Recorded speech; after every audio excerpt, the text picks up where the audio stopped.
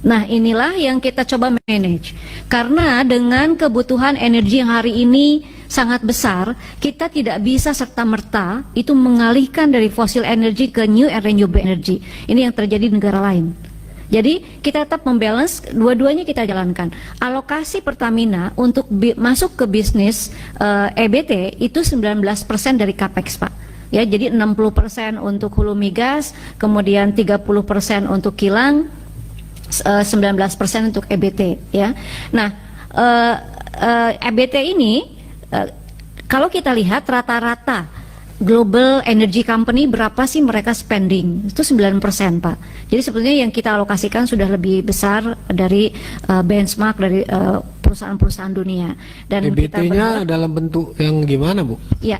Yang pertama adalah kita sudah punya geothermal, Pak, dan hari ini geothermal yang baru dioperasikan itu baru sekitar 7-8%, Pak. Jadi masih banyak potensi yang bisa dan kemudian itu yang pertama. Yang kedua, kita juga kemudian masuk ke energi baru, Pak.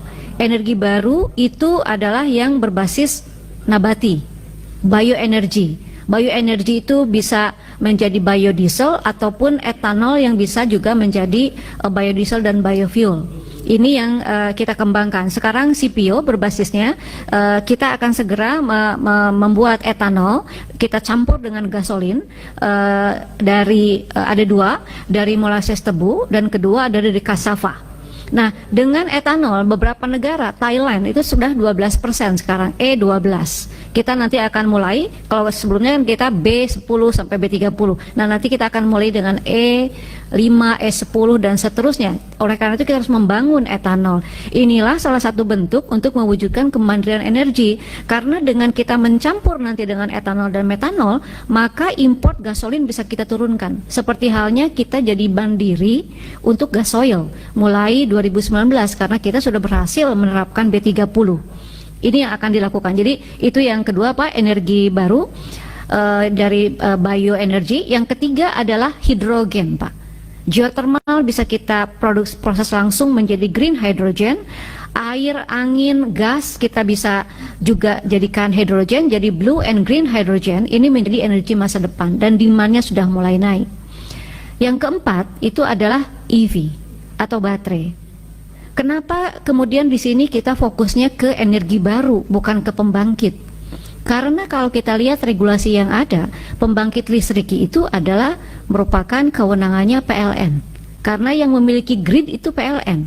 Jadi kalaupun kita membangun pembangkit listrik, posisi Pertamina adalah sebagai IPP, sama dengan IPP lainnya. Jadi kalau kita mengandalkan posisi seperti itu, maka berbeda dengan global energy company lainnya yang di negaranya memiliki keleluasaan dalam berbisnis masuk ke electricity. Karena di negara lain, baik itu pembangkitan, power generation, maupun transmission and distribution itu terbuka.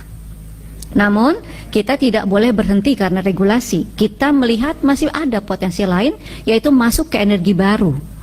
Jadi itu yang kami lakukan. Untuk itulah 19% ini kita alokasikan, termasuk masuk ke ekosistem baterai EV baterai, ya, bersama-sama dengan BUMN lain. Maaf pimpinan izin, Bu, tapi yang ke depan yang terrealisasi secara perlahan itu sebenarnya CPO itu nanti di Pertamina, Bu. Contohnya sekarang si solar tadi di campur bio solar, dan ke depan setelah habis nanti di semua negara cadangan minyak bumi, semua orang bakal lari ke penghasil minyak sawit, Bu. Karena itu yang bisa ditanam, bisa direplanting, ditanam lagi gitu kan. Jadi sebenarnya Pertamina harus menyiapkan bio itu, Bu. Gitu. Betul, Pak.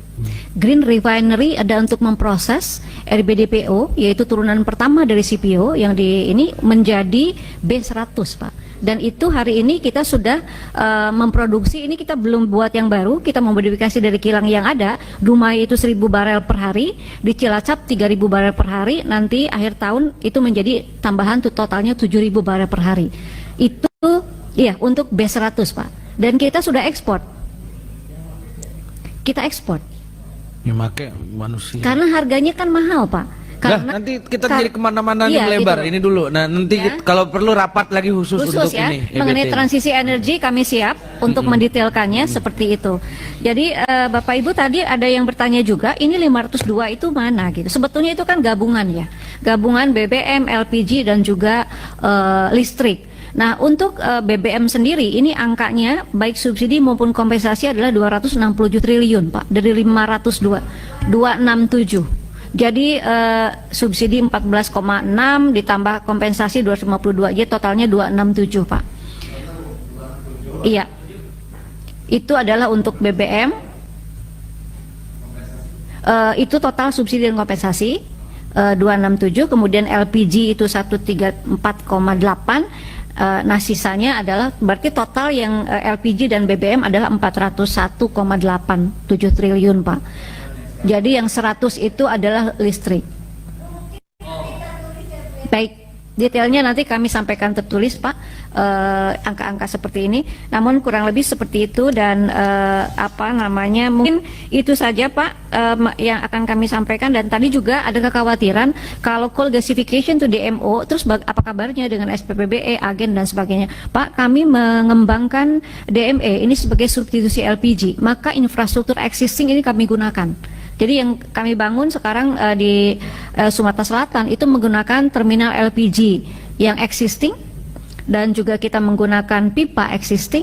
Nanti pun karena ini nanti hanya tinggal mengganti yang non steel material saja, semua kemudian SPPB dan sebagainya masih bisa kita gunakan. Jadi kita ingin menjaga ekosistemnya itu tetap ada karena kami sadar tadi kenapa yang dengan PTBA itu 1,4 juta metrik ton DME dan kita akan bangun lagi karena kalau berdasarkan RUEN Pak, Rancangan Umum Energi Nasional tadi kan bertanya juga kapan kemudian Indonesia akan bisa memenuhi kebutuhannya, itu ada di Rancangan Umum Energi Nasional di mana LPG itu akan tergantikan satu adalah dari Jargas, kedua adalah kompor listrik, ketiga adalah DME. Nah kalau itu sudah dan angka-angkanya ada semua Pak, 2025 berapa, 2030 berapa, jadi kita bisa melihat kapan Indonesia akan mandiri secara kebutuhan energi dengan berbagai energi mix yang sumber dayanya dimiliki oleh Indonesia. Jadi itu dan spirit itu pun yang ini di Pertamina, jadi bukan cuma CPO, kita punya jagung, kita punya cassava, kita punya sorghum, ini kita akan masuk ke sana untuk etanol dan metanol. Terima kasih Bapak Ibu. Baik, Bu belum jawab saya, Bu. Masalah ya Pak. Oke, baik. Oh. Jadi kami ini sudah melakukan NDA Pak dengan Inpex dan sesegera mungkin mereka akan membuka data roomnya hingga kami bisa melakukan due diligence. Artinya kami menyatakan minat Pak. Kami menyatakan minat, namun untuk kemudian proses berikutnya ada tahapan yang sudah lalui dan tentu ujung-ujungnya kita bicara tentang commercial atau visibility tentang harga dan sebagainya. Tapi intinya kami berminat karena ini merupakan giant discovery yang bisa meningkatkan cadangan dari dan produksi gas karena kita melihat Pak, neraca gas Indonesia itu cenderung decline sehingga di atas tahun 2026 ini akan terjadi defisit, maka ini harus segera dibangun giant discovery yang lain untuk gas maupun minyak. Makasih Pak. baik. Ya, selebihnya tertulis ya.